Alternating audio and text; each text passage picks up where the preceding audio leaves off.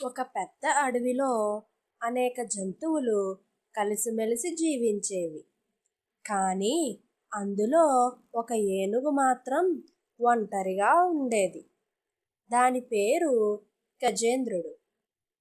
అతని శరీరం సాధారణ ఏనుగుల కంటే బలంగా, పొడవుగా ఉండేది. అతని చెవులు వెడల్పుగా, తొండం మరింత పొడవుగా ఉండేది. కానీ ఆ భిన్నత్వం అతనికి నిత్యం అవమానంగా మారింది. ఆ తొండం చూడండి, ఏ ఏనుగుకైనా ఇంత పొడవైన తొండం ఉంటుందా అని కోతులు నవ్వేవి. అది చాలా మందకొడిగా ఉన్నాడు, మనలాంటి వాడేం కాదు అని జింకలు వెక్కిరించాయి. ఏనుగులు గుంపుగా తిరుగుతాయి, కానీ ఇతనెప్పుడూ ఒంటరిగా ఉంటాడు అని చిలుకలు ముచ్చటించుకునేవి. ఇతర ఏనుగులు కూడా గజేంద్రుడిని అంగీకరించలేదు. అది వారితో కలిసి తిరగాలనుకున్నా ఎవరూ అతన్ని తమ గుంపుల్లో చేర్చుకోలేదు. అది నదిలో తన ప్రతిబింబాన్ని చూసుకొని బాధపడ్డాది.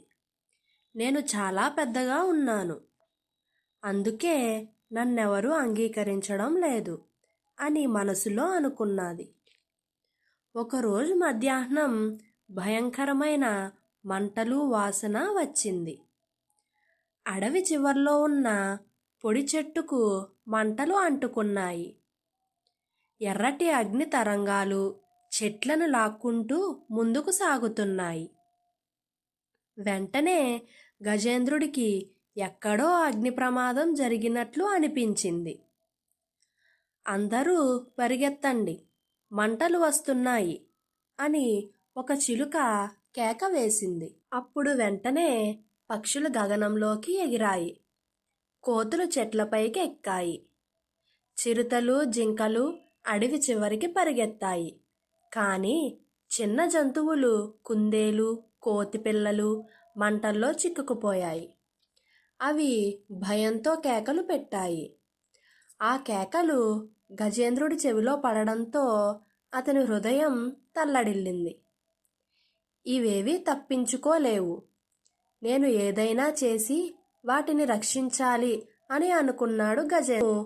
భిన్నమైన వాడిని, కానీ నా బలం ఇప్పుడు అవసరం అని గజేంద్రుడు అనుకున్నాడు. అతను నేరుగా నదివైపు పరిగెత్తాడు. తన పొడవైన తొండంతో నీళ్లు తాగి తిరిగి వచ్చి మంటలపై చల్లాడు. కానీ ఒక్కసారి నీళ్లు చల్లడం వల్ల మంటలు ఆగలేదు. అతను మళ్ళీ వెళ్ళి నీళ్లు తెచ్చాడు. అలా మళ్ళీ అతని శరీరం అలసిపోతున్నా అతను ఆగలేదు. అతని తొండం పొడవుగా ఉంది అని నవ్వుకున్నాం, కానీ ఇదే ఇప్పుడు మనల్ని రక్షిస్తోంది అని కోతి చెప్పింది.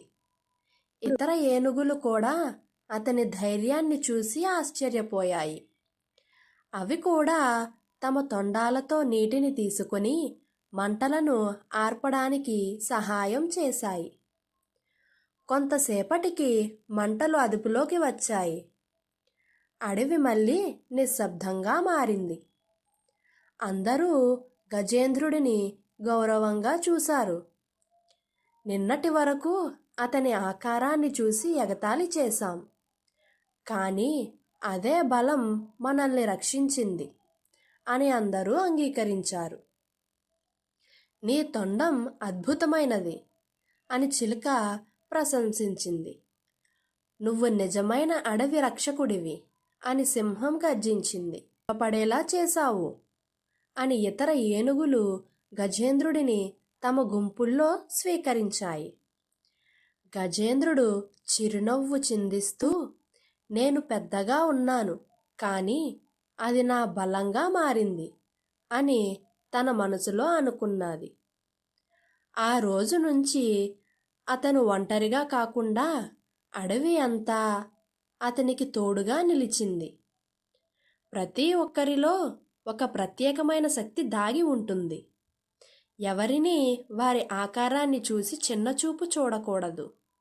ఎందుకంటే అదే ఆకారం ఏదొక రోజు అందరికీ ఉపయోగపడవచ్చు. అందుకే అందరినీ గౌరవించాలి. అదే ఈ కథ నీతి. స్టోరీ మీకు నచ్చినట్లయితే ప్లీజ్ మా ఛానల్ని సబ్స్క్రైబ్ చేయండి. లైక్ చేసి మీ ఫ్రెండ్స్కి షేర్ చేసి న్యూ స్టోరీస్ కోసం బెల్ బటన్ నొక్కండి. Thank you for watching.